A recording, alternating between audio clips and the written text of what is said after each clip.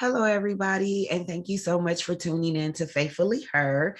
I am Liana Michelle, and I just want to encourage you to like, comment, and subscribe to the videos. You can always reach out to me at faithfullyher@gmail.com if you have episode suggestions, think topics that you think that we should talk about. If you would like to be a guest on the show, anything like that, you can always reach me again at faithfullyher@gmail.com.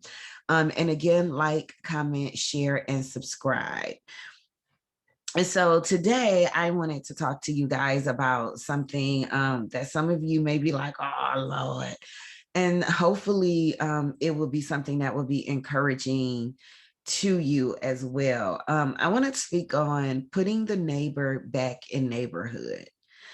I got this idea. I was watching a show and there was a man on there. I can't remember his name, but he's an activist in the Black Lives Matters movement. And he made the statement that we have taken the neighbor out of neighborhood. And when he said it, it resonated so hard with me because I'm like, oh my God, he's absolutely right. We've gotten away from being a neighborhood and now we're just the hood. So I wanted to kind of elaborate a little bit more on that topic. And in doing so, I was speaking to a friend, hey, Miss Jackson, who is like a big auntie, a big sister. She is just more than a friend. She has really become family to me over the course of the years that we've known each other. She's always given me great advice. She calls and checks in on me. I call and check in on her. She is always willing and ready to lend a helping hand whenever she can. And in talking to her, she was telling me about her neighborhood where she lives, and she's been there for a couple of decades now. And she was just telling me how, she'll gather up the neighborhood kids and take them for walks when the weather is nice, and how she rallies her neighbors together to make sure that if there's an abandoned house on the block, that everybody is participating in keeping the yard clean and cut, and make sure that the home that's abandoned is boarded up, so they don't get squatters or unsavory individuals coming through, and how they really band together to keep their neighborhood beautiful.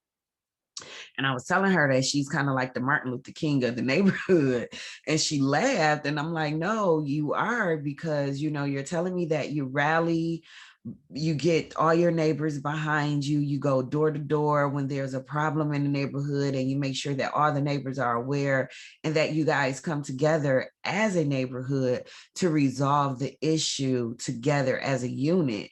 And I'm like, and that's what a neighborhood should be. It should be people pulling together for one cause, to make sure that the neighborhood stays safe for the children and everyone else. And that's what you're doing. So I wanted to really get more in tune or in depth with that thought of putting the neighbor back in the neighborhood. As I stated, we took the neighbor out and it has just become the hood. And it's time to put the neighbor back and become a neighborhood again. I can just remember when I was younger, I grew up in a neighborhood. When I was living down south, we were a neighborhood. We could not pass by somebody's house without speaking. We had to show that respect to all of our neighbors. So even here, growing up here in Michigan, in Detroit, West 7 Mile, we had our nosy neighbors, but we had neighbors that looked out for everyone. We were a unit, so we looked out for each other's. We had parents that chastised all the children, regardless to who the parents were. And we were all in it together, and it showed. And when I say chastised, I mean, we had parents where if I was down the street or around the corner playing, and that parent said, Michelle, you better stop that, or Michelle, don't say that, or whatever, I obeyed that parent, because if I didn't, by the time I got home, that parent had already called my mother. And now I'll be in trouble for two things. One, for doing what the parent told me not to do, and for two, disobeying that parent. So we were able to be chastised. Nowadays, if you see a kid out here doing something wrong and they cursing or they just acting a plumb fool, and you try to say, hey, little boy, little girl, don't do that. That's not nice. Don't say that. They're going to go home and tell their parent, and that mama going to come knock on your door and be ready to fight you, because you're trying to teach their child something, because you're trying to prevent their child from being destructive or being just being disobedient and disturbing the neighborhood, because you're trying to keep the neighborhood safe and teach their child something. That parent is coming yelling and wanting to fight you. And when I was growing up, that's not what it was. The parent, they were not coming knocking on my mother's door trying to fight her. They were coming knocking saying, Hazel, thank you for stopping that little so-and-so from doing that. I don't know how many times I done told this boy or this girl, so thank you for noticing it and putting a stop to it. It wasn't that rivalry between parents. It was a camaraderie between parents. And that's what a neighborhood needs to be. We need to be able to speak up more and not be afraid of the backlash that we're going to get from the other parents. I know that I didn't have a dad growing up, so there wasn't a male in our household who was fixing things and cutting grass. But thank God we had dads in our neighborhood, because those dads made sure that if something broke down, my mother could call and say, do you mind if so-and-so could come and look at my furnace? Do you mind so-and-so cutting my grass? I'll pay him for it. The snow is up to our kneecaps. Do you mind sharing your snowblower with us, or whatever it was? And those dads will come and do it, and they never took the payment. It was like, no, Hazel, don't worry about it. We don't need money. We know you down here by yourself. We got you. Don't worry about it. It's okay. We are family in a sense, because we're neighbors. We live next door to each other. We live across the street from each other. We're 2-3 doors down from each other. So we have each other. We're supporting each other in this. This is a neighborhood. And again, you don't see a lot of that nowadays. You see the single woman, older woman who's living alone, and you will see her out here struggling trying to cut her own grass. You'll see her out here struggling trying to shovel her snow. So when you hear those stories about the elderly people who are having strokes or heart attacks out here shoveling their snow, cutting their grass, it really breaks my heart, because it makes me think, where were the neighbors? Where were the younger people on the block? Why didn't they go and help that person? I'm pretty sure they saw her out there shoveling her snow. They saw her out there trying to cut the grass. Where were the neighbors? Where was that offer of help that should come from your neighbors? And, it's really heartbreaking to know that we've gotten away from doing things like that. I personally, I speak to my neighbors. I don't know them by name, but I speak, just because we're living next door to each other. And if anything was to happen, I would pray that my neighbor would say, you know what, that's the young lady that always speaks. Let me go and help her. There's a lady, an older lady in our complex that likes to walk all the time. And I come to know that that's just her thing. She likes to get out every day and just take her daily stroll. But there are some times where I see her and she's at the Family Dollar or she's at the grocery store, and I offer her that ride back and say, hey, do you need a ride? Let me help you with your bags. Because she is an older lady. It's apparent that she's by herself. And I don't want to see her out here walking with all these bags. Okay. I remember when, my mom was a working mom, single parent, working mom. And in the summertime, and this was under Mayor Coleman Young, I can remember that we had park directors that would come out every summer. And about mid-spring, they would come around and introduce themselves to the parents. So they would go door to door, knock on the door. Hey, my name is such and such. I'm going to be the park director this summer. I wanted to come and introduce myself. Do you have children in the home? And just let you know, I'll be here Monday through Fridays from about 9 in the morning to maybe 2, 3 in the afternoon. These are the activities we'll have. Please, let your kid come out. And so even though I had a working mother who would probably have to pay for daycare in the summertime or pay a babysitter or something in the summertime, she was able to save that cost because we had park directors. And those park directors brought all the kids in the neighborhood together. And we would be able to be at the park where he made sure, because we had park directors, the parks were clean. So there was no needles, there was no dope fiends, there was nothing like that in our park. Our grass stayed cut in our park. The swings were fixed in our park. The basketball nets were up. The slides and the monkey bars and everything were freshly painted. The park was a clean, safe space for the children of the neighborhood. And we would be able to come together and play games. And, it would be organized. It would be volleyball, softball, chess, checkers, arts and crafts. I can remember doing the potato sack races, and we would just have a great time with the park director. And every summer we got a different park director, so some were like way more fun than others, but we had those park directors. So even amongst children, you get into little scuffles and bouts. The park director was there to put a halt to it, to facilitate the situation, to make us sit down and learn how to talk things out. So we were not always just fighting, but we learned how to communicate those things and talk it out. And it made us better. It made us friends. So it could be kids that just moved into the neighborhood that didn't know anyone. It was a great way for them to be introduced to the other children in the neighborhood and make friends. It was a great way of building the neighborhood. I can also remember, with my son growing up in that same neighborhood. And, my son was coming up, and his dad really wasn't there for his younger years, or those formidable, quote unquote, formidable years of life. But because I grew up in that neighborhood with those same people, we were able to continue that tradition of what neighbors should be.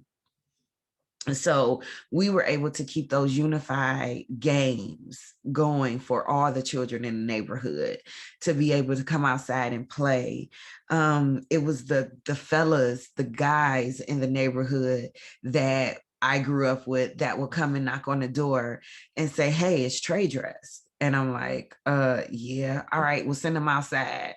And they would be the ones to teach him how to ride a bike. They were the ones who taught him how to play basketball, how to throw around the football. They took that real interest in him because they knew he didn't have that father figure there. So they all took the role of being a male figure in his life. So they would have those conversations and play those games with them and talk to them and hang out on the front porch with them. And, they had dogs and they would bring their dogs down, which is why my son is a dog lover now, because they would bring their dogs around and teach him how to train dogs and interact with the dogs and so forth. And he fell in love with dogs. And to this day, my son loved Rottweilers. We had a neighbor on the block that had Rottweilers. And Trey to this day love Rottweiler. Like that's his favorite dog. If you ask him, he gonna be like, "No, I love Rocks." Like he loved Rottweilers. And I remember we ended up owning, a Rottweiler from her being a puppy till she passed away of cancer. And it was heartbreaking for us. Like he and I both, we cried, we had a funeral, whole 9 yards, but that's a whole nother story. But just going back to just the neighborhood and how, you learn things and you meet people and you come together as one in your neighborhood, and how those things can carry on for you in your adulthood throughout life. And that was really special for me to see or to know that the fellas in the neighborhood took an interest in him like that and said, no, we're going to teach him how to ride a bike. We're going to teach him, how to play ball and how to just do certain things. And some lessons, yeah, I really appreciate it. Some lessons I was like, listen, don't take that in. Let me give you a different version of that, so you can, yeah, you hear that version, but let me give you a different version of it. And so that way that's not the version you walk away stuck with. So some things, yeah, I did have to kind of decipher and break down and so forth, redirect him from. But for the most part, those fellas did us a great service. And I will always be appreciative to them for those lessons and for just being invested in him that way. But it makes me just wonder, like, what happened to the neighborhood? How did we go from being a neighborhood to just the hood? And more importantly, how do we get back? How do we get back to being a neighborhood again? How do we get the neighbor back? So as always, you guys know, I went to my Bible, I prayed on it, I meditated, and I asked God to give me some direction as to his thought process on what a neighborhood should be and how we should treat each other and how we should be with one another when it comes to the neighborhood and neighbors. And the first scripture I came across was Mark, the 12th chapter, the 31st verse. You shall love your neighbor as yourself. Love your neighbor as yourself. That could take a lot of different things, because if you don't love yourself, then you can't love your neighbor. If you don't care what your grass looks like, you don't care what your neighbors look like. If you don't care, if your snow and your front porch is salted and so forth, then you don't care that your neighbors is. So, you have to love yourself. If you don't care that whether or not you're feeding your children, if you don't care about how your children look when they leave the house, then you don't care about the neighbor's children's being fed or how they look when they leave the house. So it starts with loving yourself so you can love your neighbor. Now, for me, I take this meaning to be, like I stated, if you are cutting your grass and your neighbor's grass needs cutting, cut it. If your neighbor is in need, lend a helping hand. Maybe they have health issues. Maybe they are a single parent and need the help, but don't know how to ask for help.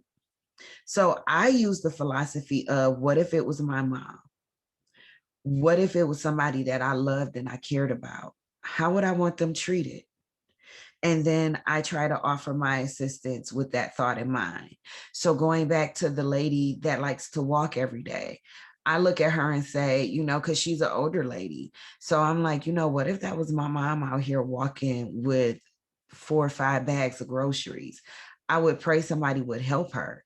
So that's why I offer my assistance to that lady. When I see her out here walking from the grocery store, Family Dollar or whatever, I offer that because I think, what if that was my mother? So if we use that frame of thought of, what if it was my mom? What if it was my father? What if it was my loved one? How would I want somebody to treat them? What type of care or courtesy or concern would I want shown for them? Then maybe that will help us be better with the people in our own neighborhood. Maybe that will inspire you to go and shovel your neighbor's snow or cut your neighbor's grass or help them with a repair. Heaven forbid it's a 50, 60-year-old man climbing on top of his roof trying to fix his gutter, and this 20-year-old dude or female is sitting on the front porch smoking weed. You could put that blunt out for a minute and help them. I mean, that weed is not going nowhere, but if this man slips and falls, that could be his life.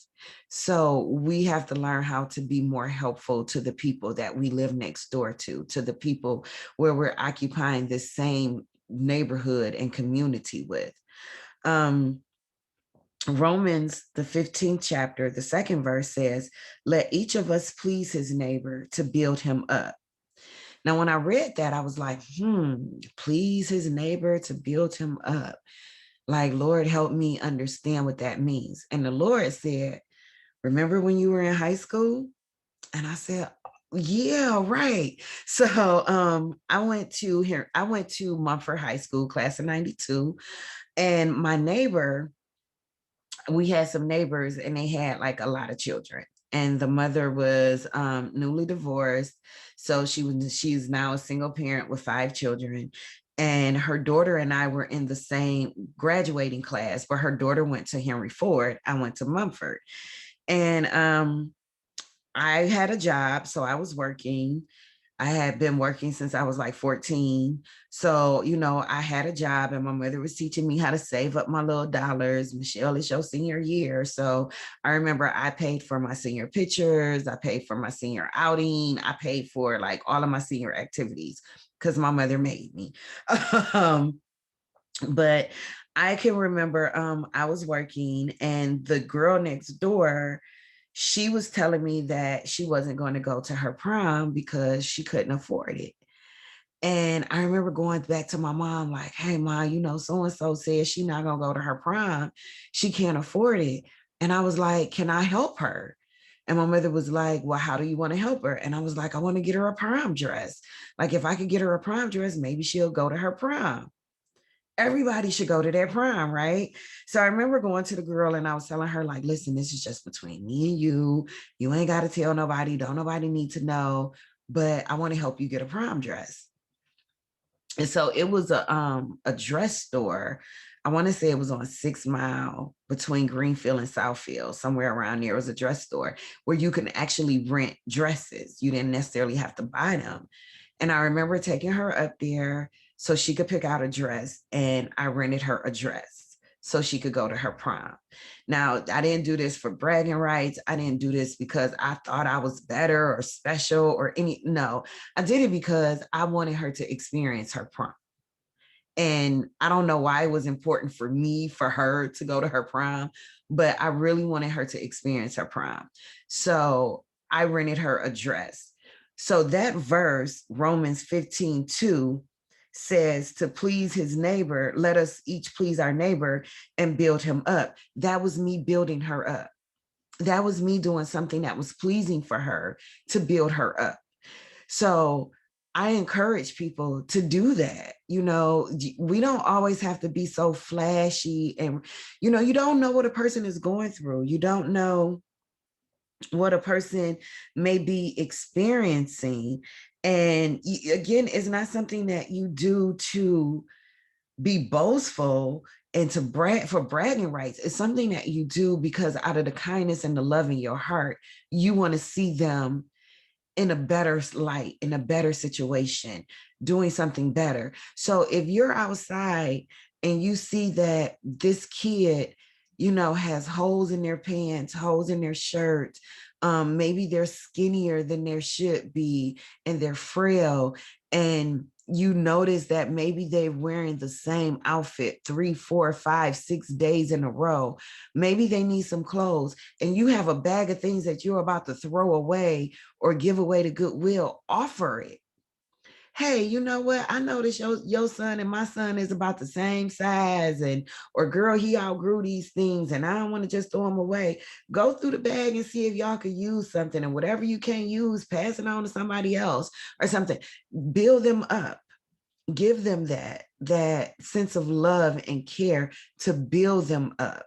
Don't just let them down. Don't just be another person that's saying like, girl, you see them kids? No, don't do that. Build those children up. Build that neighbor up, because you don't know what they're going through.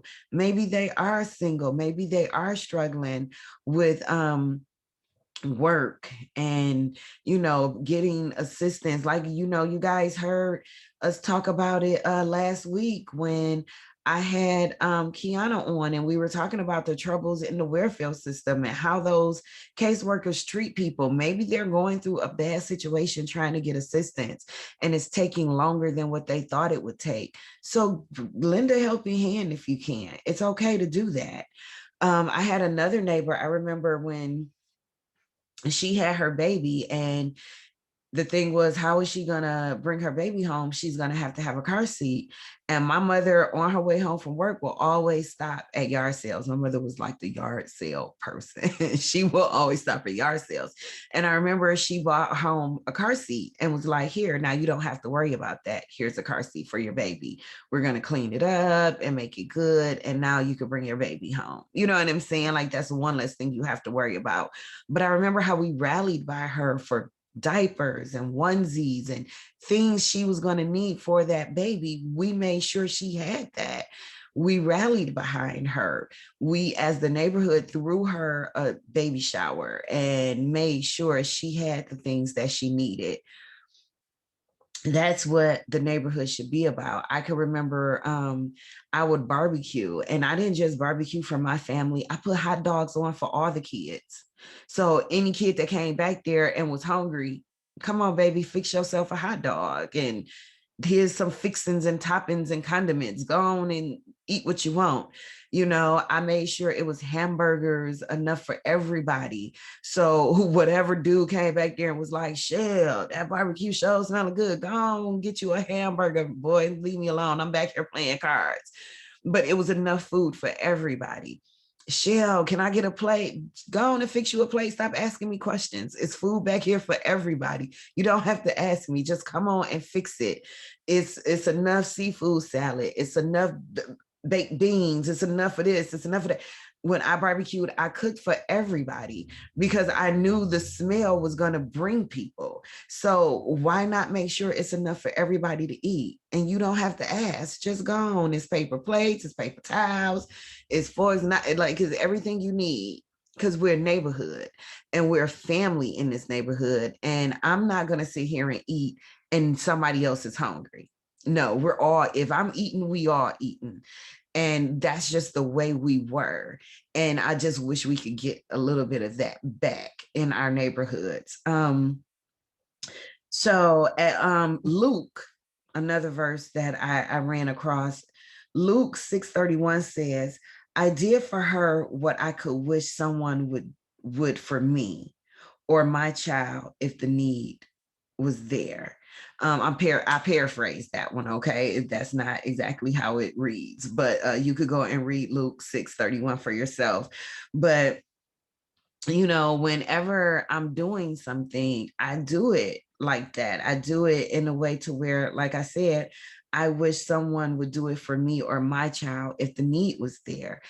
I treat people the way I want to be treated. I treat people the way I would want them to treat my child. I treat people the way I would want them to treat my mother if she was still here with us. I love on people the way I want them to love on me and mine. So if we keep operating in that frame of thought of loving thy neighbor as we love ourselves, then we can begin to put the neighbor back in neighborhood. We can be a neighborhood if we are selfish in our thoughts and actions. When I was living in New Orleans, we would get in trouble if we walked by a neighbor's house and not speak. By the time we got home, my grandmother would be hanging up the phone and picking up the switch because it was disrespectful to not speak to people. Like, I see it all the time. We walk by each other, we walk by each other's homes, we see each other and we don't speak. We don't acknowledge the other person. When I was growing up, we couldn't do that. Morning, how do? Morning, how you doing? Like, we had to speak. It was a condition. It was required because it showed a sign of respect. Let me walk by Miss Sadie house and not say hello to Miss Sadie. Miss Sadie be on the phone like, Hazel, you know that gal that walked by didn't even, and my mother be like, so you walk by Miss Sadie house and then speak, huh? Like, that was this, it was a sign of disrespect. We were not allowed to do that. And we may speak to the same person 5-10 times a day, but if we walk by their house 5-10 times a day and they was on that front porch 5-10 times a day, we were required to speak 5 to 10 times a day. It didn't matter.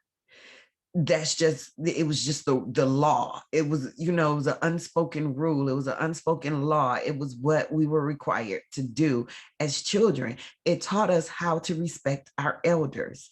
It taught us respect. And we get away from that, where we don't respect our elders. One of my little kiddos, she loves to go outside. She loves to be outside. So I like to take her for walks. And the other day, I took her for a walk around, you know, her neighborhood.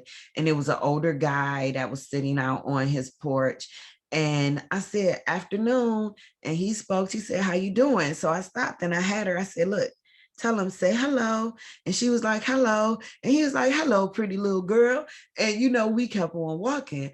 But teaching her to speak, teaching her to make that eye contact, speak to people, acknowledge other people, because it's important. And it's important to know your neighbors. It's important to know who's who in your neighborhood. Who are the knuckleheads that you're going to have to look out for? Who are the older ones that care about their property and sit outside and like to take walks and so forth? You know, it's just important to know who your neighbors are, who lives in your neighborhood, and how they're living, because you need to know that for your own personal benefits, right? So, you know, I'll always say, don't be afraid of your neighborhood. Take that stroll, get to know who's who and where they reside and so forth, because you never know when that information is going to come in handy for you. So know that. You know, I remember when I moved in here and I was moving things in by myself, and there was some little kids outside. And I remember saying, hey, babies, some little boys, they walking up and down. I said, hey, babies, where are you guys going to be in the next 30 minutes? I said, I need for you to come back and meet me here in 30 minutes. I'm going to need some help carrying some things in. And they was like, yes, ma'am. And they came back and they helped. And I gave them all money. Here you go. Thank you for helping me. I really appreciate it. But if you need anything else, let us know. I sure will, baby. Thank you. And that's how it should be. You know, they wasn't like, oh, crazy lady, you better figure it out for yourself. No, they said, yes, ma'am. They were right back in 30 minutes and they assisted me with no problems. They took their payment and said, if you need anything else, let us know. That's what children should be in the neighborhood. They should be willing to help the older people. Not that I'm old, but they, you know, they should be willing to help the older people out, because it teaches them how to respect their elders. And it helps the elders say that them was some respectable babies, instead of having that thought process that all these kids out here are just loopy, okay, and they disrespectful. So especially with this generation, you know, just a quick little sidebar. I remember my mother, in the house I was raised in, her bedroom was on the first floor and it was by the neighbor's driveway. So I can remember, you know, summertime, good nights, and everybody want to be hanging out, and they would have the music like blasting. And I could go out there and say, hey, y'all know this Hazel's bedroom window, and y'all know she got to go to work in the morning. If y'all don't turn that music down or take it to the park, because we lived at a dead end and our dead end was the park. So take it to the park. You go down there at the park, blast your music all night as loud as you want to blast it, and that's fine, but not in the driveway banging, that bass banging, and my mama's head is right here. Can we just have a little respect? Like, I don't do it to your mom, don't do it to mine. And they would be like, you know what, Shell, you right, my bad. Come on, y'all, let's go on down here. That was fine. We could do that because we were able to have those conversations with each other. Nowadays, if you go outside and be like, excuse me, baby, can you turn your music down? Oh, you old B, you bitty this, you did it that. Like, you would get cussed out for asking that. This generation has no respect. And it's up to us, the older heads, the older heads, the OGs, as you will, to be able to teach them a little bit about respect. You know, I'm so grateful that my son was raised in the neighborhood that I grew up in with the people that I was raised with, because they was able to teach him that respect as well. And now, and then I was able to elaborate on that respect and what it means in this world. And now, you know, to see my son open the door for a woman he doesn't know, help a woman with her bags, or do those type of things, it lets me know that those lessons sunk in. And he has that. He's a gentleman. And in being a gentleman, he knows how to be respectful to not only himself, but to others. And we need to be able to teach our children that, teach our children how to be ladies, what it means to be a lady, what it means to be a gentleman. And in teaching them that, we're teaching them respect. And when we teach that respect, we rebuild our neighborhoods. We rebuild what it means to be a neighborhood, because we're teaching how to respect each other, how to respect ourselves, how to respect each other. And that is loving thy neighbor as we love ourselves.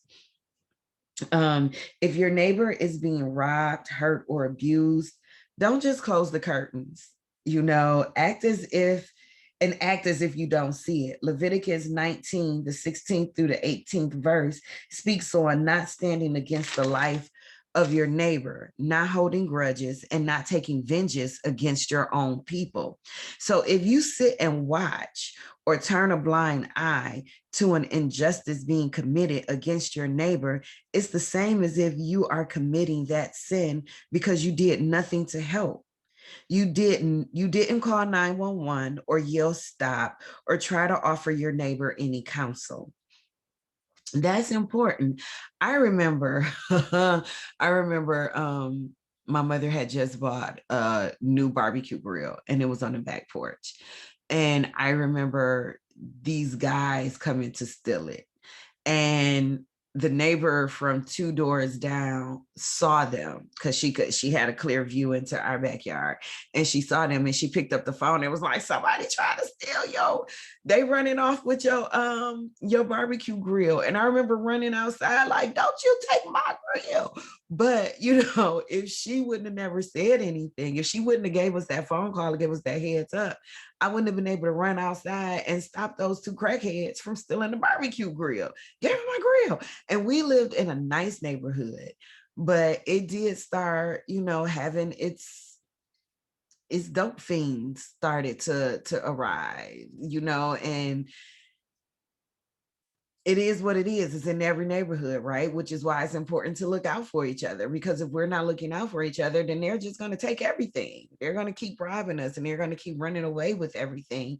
And what is that going to leave the people that work hard for their belongings? It's going to leave us constantly filing insurance claims, constantly having to repurchase the same items. The filing of current insurance claims increases what? Insurance rates. And then what? You can't afford insurance anymore. That tears down the neighborhood. So all these things are connected in putting the neighbor back in the neighborhood, to rebuilding our communities. It's all connected. You know, one person's hurt is another person's pain. So we have to continue to encourage each other, build each other up, love each other, look out for each other. You should be able to come and knock on my door and say, Michelle, I'm hungry. And I'm not gonna slam that door in your face. I'm gonna say, girl, come on in here. I just fit now. You know, I ain't on carbs right now, but I got some meat and vegetables, or, you know, I have some sandwich meat in there, but I'm not eating carbs. So you're gonna have to roll it in some lettuce because that's how I'm eating it. You're gonna, you know, but however it is, I'm gonna feed you.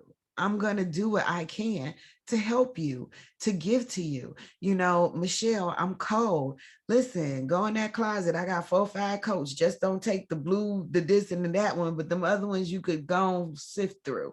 You know what I'm saying? Like, or I got some extra blankets and stuff downstairs. Go grab some for you and your babies and y'all could bundle up. Or, girl, did they turn your heat off? Don't worry about it. Come on, y'all can sleep here tonight. I got an air mattress. We could put it out on the floor and y'all could sleep and be warm. going up there and take a hot shower and a hot bath or whatever. I'm going to do what I can to help you. I'm not going to criticize you. I'm not going to put you down. I'm not going to be walking around talking about, girl, yeah, you know, I had to feed her kids. No, I'm not going to do any of that, because I'm doing it out of love. I'm doing it out the love I have in my heart, because I would pray that if I was in that situation, you would give that love back. A couple of years ago, we had a gas explosion a couple of units down. And when we had that gas explosion, they evacuated the whole unit. So there was 14 people that were displaced for about a week or so. We didn't have access. So they was like, pack up whatever you need. Y'all got to go. So I remember I called a couple of people, and some people were like, that's jacked up. Some people was like, girl, we over here on the front porch, we having a tea party. And some people were like, come on, I got you. You know what I'm saying? So I was able to go and lay my head down somewhere that was safe and comfortable. And my best friend was like, here, I know you don't get paid till Friday, but this is what I got for you. And not only did she pack me up like a goodie bag of things, but she also covered me a hotel room for, a night and like 2 nights. And then somebody else came through and was like, girl, no, I got you. I'll cover the rest of the week for you. And was able to do that for me. And it wasn't because I'm such a great person. It wasn't because, I'm special. It was because they had love in their heart. God gave them love and joy and provided them with a resource so they were able to help me during my time of need. And I say that God was able to do that because there was some times in my life where I looked out for others. So that was paying it forward. So the good that I did for somebody else came back to me through those people when I was in need. And that is how God's love works. So if we're loving our neighbors as we're loving ourselves, God, that love is going to come back to us, because you never know when you're going to need it. You might be high on the horse now, or living high on the hog, as they say right now, but you never know what tomorrow is going to bring. And you're going to need somebody to give you some love and kindness. So if we're being kind and loving to someone in their time of need, when it's your time for that need, it will be returned to you, and you will be cared for. And that's exactly what happened. My neighbors, who didn't necessarily live in my community, but they were my neighbors because they were family and friends, who said, no, we got you. We're going to show you some love, because there has been times where you've shown us love. So let's pay that forward. There was times where I was in need and somebody looked out for me. So this is my opportunity to pay that forward. And that love comes back. And so never be discouraged from showing your neighbor kindness, from showing your neighbor love, because that love will come back to you in a way that you wasn't even expecting, from somebody that you wasn't even looking for it to come from. It will come back to you. And again, if you lead with the thought of, what if this was my mother? What if this was my father? What if this was my loved one? What if this was somebody that I cherished? How would I want them to be treated? So let me treat this person in that light, in that, with that thought and that idea in mind, then maybe we could really get back to rebuilding our neighborhood. Maybe we can get the neighbor back in the hood and become a neighborhood again, a united community standing with one thought on one accord. So that was all I wanted to talk to everybody about today. I hope that this message is encouraging and inspiring. I hope that all the messages are encouraging and inspiring on some level to someone. I hope that, we are taking something valuable out of this. I really, really do. And again, please like, share, and subscribe to the channel. Make your comments below. You can always reach out to me at faithfullyher at gmail.com. I'm here to listen. I'm here to take your ideas and your topics and pray on them and find them in Jesus and deliver the message the best way that I can. Again, I want to thank you guys for being with me today. I love you all. Have a blessed week in Christ. Thank you.